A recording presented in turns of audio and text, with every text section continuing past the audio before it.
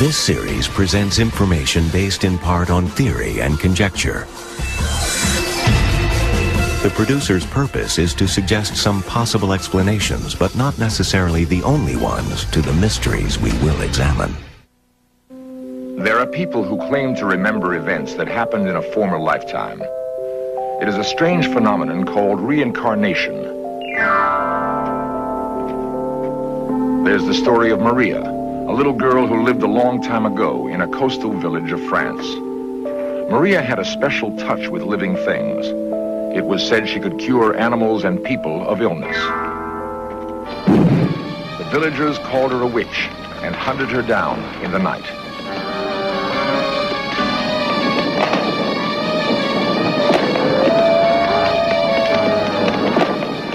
A girl living now remembers every detail of that horrible night as though it had happened to her. Perhaps it did.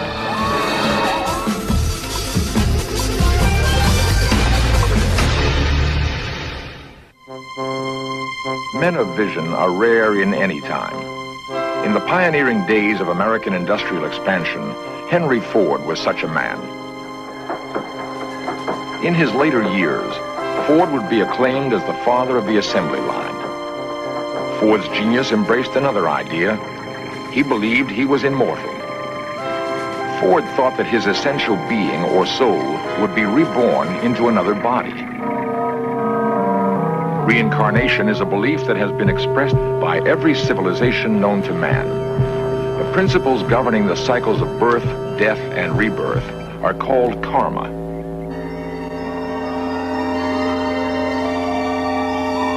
Karma means that a soul progresses from body to body, life to life, until it achieves perfect harmony with the universe. Thus, one who suffers in this life is assured of at least the possibility of a better break in the next. All right, now lie down and make yourself as comfortable as you can. Dr. Helen Wambach is a clinical psychologist doing reincarnation research in San Francisco. Stretch the jaw. Using the technique of hypnotic regression, she will be the guide on a remarkable journey through time and space. And all discomfort leaves your body. And you're floating on a cloud, and your body is very, very heavy now. We're going to float back all around the world, back into past time. When I call out the name of a place, let images come into your mind. An image for the Far East, an image for Central Asia, an image for Europe, an image for the Near East and Africa, or an image for North, Central, or South America. Now choose.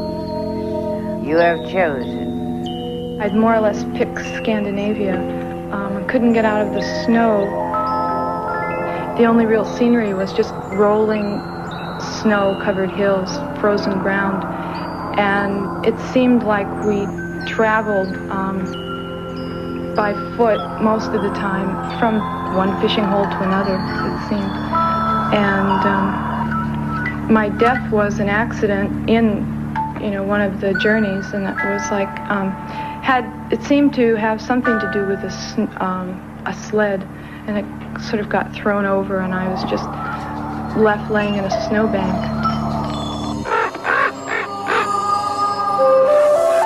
It seemed to be on the foot of the steps of a pyramid, a temple.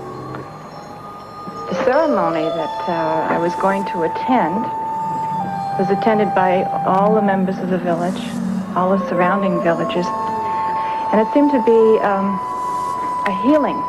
There was some type of a healing going on what seemed to have been maybe the chief of the village. And I remember I had very strong belief that this was going to be helpful and very great interest. Dr. Wambach has regressed more than 2,000 persons in her search for scientifically valid data on the reincarnation experience. Well, actually, I've been searching for 5 years now for evidence that we may have lived before. What I found is what many researchers have found, that there's a tantalizing mix of fantasy and checkable reality in past life recall.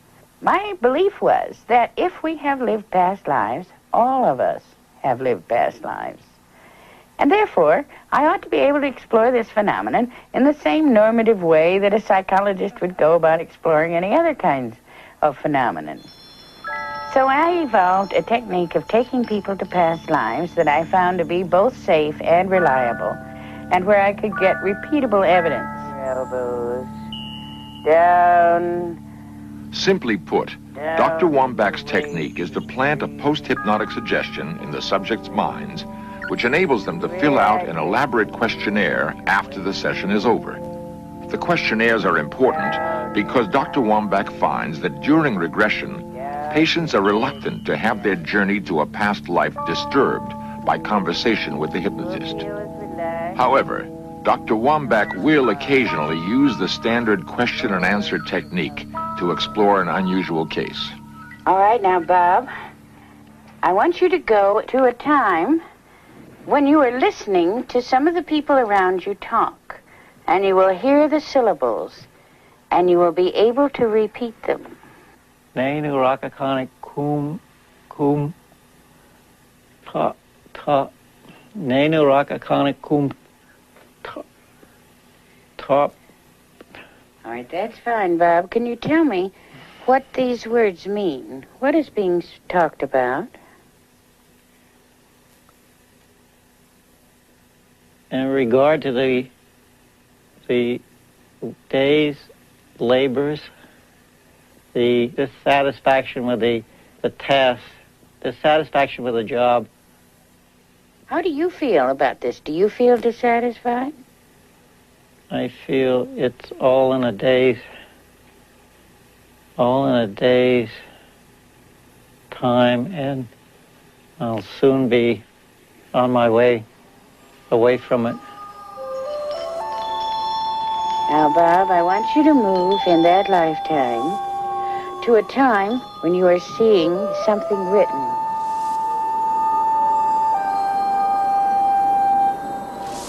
Do you see anything?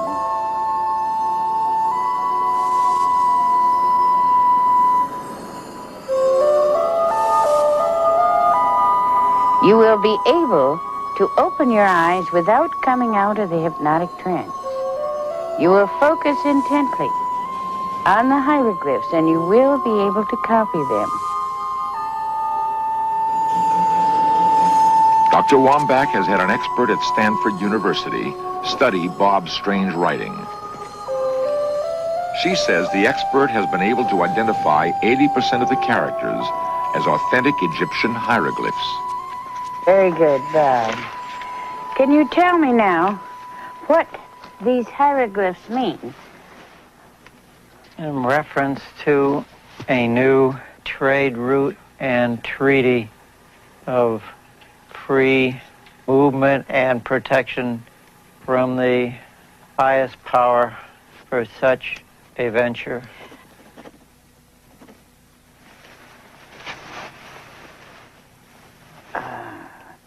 Hi, Bob. Oh. How was it? Not bad. Not bad, huh? Bob is a retired stockbroker. Yeah. How could he write and converse in a language that vanished tens of centuries ago, along with the builders of the pyramids? At the very least, it's a fascinating exercise, this probing of the unconscious mind for scraps of information about past lives. There are more practical aspects to the study of reincarnation. Trauma from a past life sometimes seems to spill over into the present. It is possible that many physical and emotional problems which defy medical science can be cured through an understanding of this principle. In this lifetime, for instance, I've had a series of, since early childhood, seizure type of things that occurred that doctors and priests couldn't explain, that Shirley Krepp eventually described her problem to Dr. Wambach. the sensation of going 1,000,000 miles an hour and weighing at least a ton And it was pretty terrorizing to have that occurring because I couldn't make it stop. During the session where I was regressed to the lifetime as a girl named Maria, this particular seizure started to occur while I was under hypnosis. And it was then that Dr. Wambach took me to that point where it first started to occur. Under hypnosis, Shirley described herself as a healer in a village on the coast of France. She said her name was Maria, and that she had been summoned to the constables to help his sick child. The child died. One evening, after the child had died, on my walk home through the forest, out of the bushes, out of the trees, with torches, the whole village seemed to appear, and they were going to burn Maria as a witch because they thought she'd killed the boy. And they came towards her, they'd get the witch. And I ran as Maria. I didn't want to get caught, and it was then that the sensation started, the sensation that I had been experiencing in this lifetime of absolute stark raving terror. And they chased me, screaming and yelling, and I ran and I ran. And rather than to be caught by them and burnt, I jumped off a cliff. And that was the feeling of weighing 1,000,000 pounds. And as Maria dropped that body and came out of that body, the weight, the speeding sensation stopped completely and abruptly, unlike any of the seizures that I'd had. It could be coincidence that Shirley's symptoms disappeared after she confronted the nightmare of a prior life. Or it could be just what it appears, using an understanding and karma to calm the restless corner of Shirley's mind that is still Maria. Dr. Wambach's collection of 2,000 apparent reincarnation experiences has yielded some fascinating data. Between 70 and 80% of her subjects remember lives as working-class people or peasants. If these prior lives were imaginary, wouldn't more people think of themselves as royalty rather than accurately reflecting a cross-section of society? In another experiment, a group of white Californians was regressed to the 1850s. An extraordinary number said they were Asians then.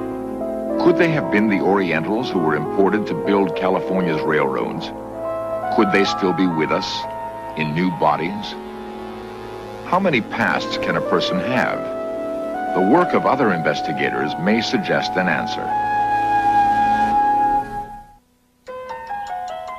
The Old Chestnut Inn in Kent, Connecticut has a history as rich as its setting. Ruth McGuire has quite a history of her own. It appears she may have a number of histories. I've had very strong feelings about the year 1857 and India. When I was just a child, I picked up a 10-cent piece. I felt terribly depressed. The date meant something to me. Ruth had heard of Professor Hans Holzer, parapsychologist and author. She invited him to probe her mind for a meaning to the date that bothered her. Using hypnotic regression, Professor Holzer had enjoyed success with similar cases before. Your name is Ruth McGuire. I want you to go back with me 10 years, 20 years, 30 years, 40 years.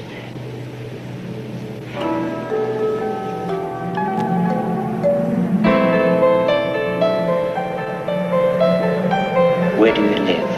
In Manhattan.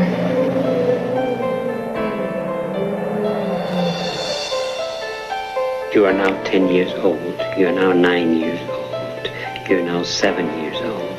You're 7 years old. You're 7 years old. You are Ruth McGuire. You're 7 years old. Where do you go to school? St. Nicholas of Tolentine. What is your favorite teacher's name? Sister Bonaventure. What does she teach you? Oh, poetry. She declaims poetry. You are 7 years old. You're 6 years old. You're 5 years old. You're 4 years old. You're 3 years old. You're 2 years old. You're 1 year. You have just been born. I want you to go back beyond the threshold of birth. You're -5, -10, -20. What do you see? Look around you. Where are you? It's all vapory. What do you see? Thick clouds and vapors. Cold.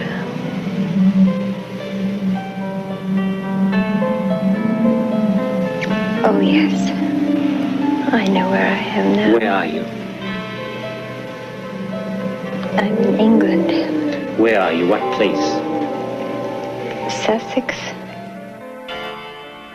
Where did your father come from? Horton. It's in the North Riding area. And your mother? Durham. That's near Newcastle. Did you ever get to the New World? No, I died in Leiden at the age of 13. It was like a dam breaking.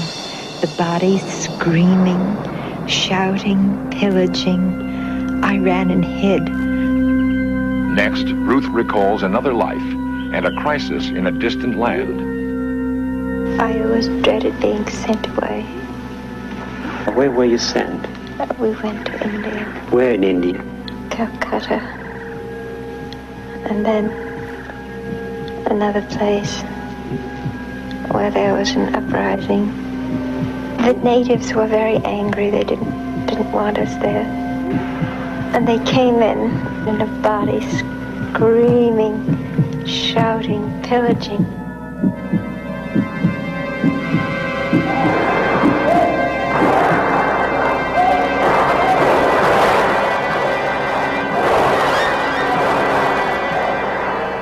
Professor Holzer feels he can probe even deeper into Ruth's multiple past lives.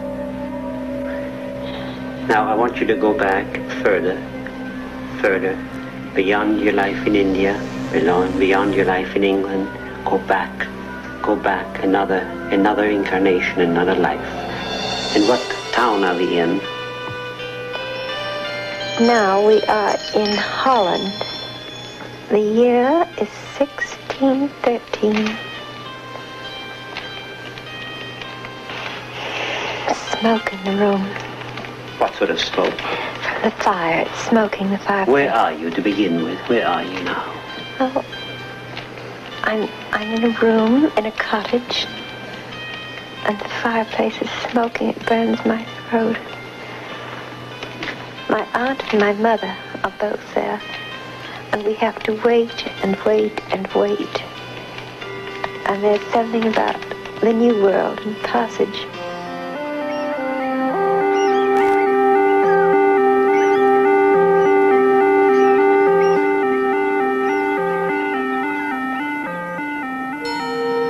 There was this large man, and he pinned me against the wall.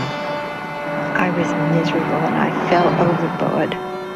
For a moment, I struggled, and then a strange feeling of happiness came over me. I must have been on shipboard. I saw the coffin and the people passing by, and I wanted to tell them, I hear what you're saying. I hear. And I tried to move my arm. I tried, and it was like lead. I couldn't move. I couldn't wiggle. I couldn't even move my nose. I couldn't indicate that I was there and I was listening. I seemed to be moving on a ribbon towards a great light.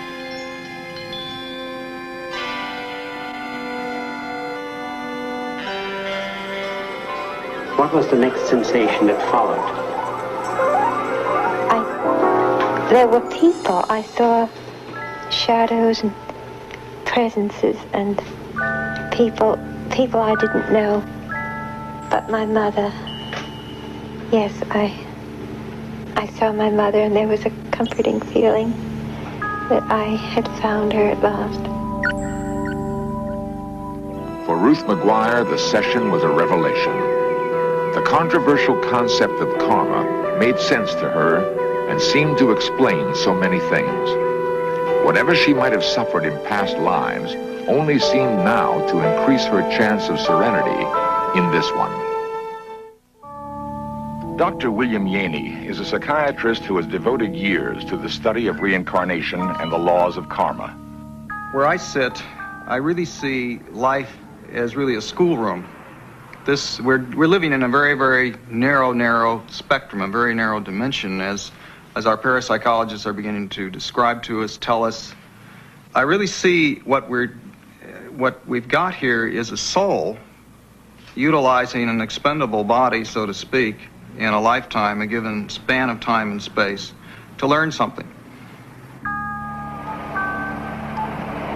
Dr. Yaney believes the vast and complex cycle of birth, death, and rebirth must be controlled by a higher order of intelligence. Someone must be minding the store, so to speak.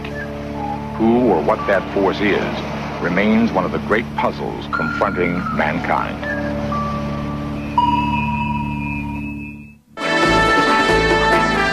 Coming up next, In Search Of takes a look at the facts and fiction about afterlife experiences.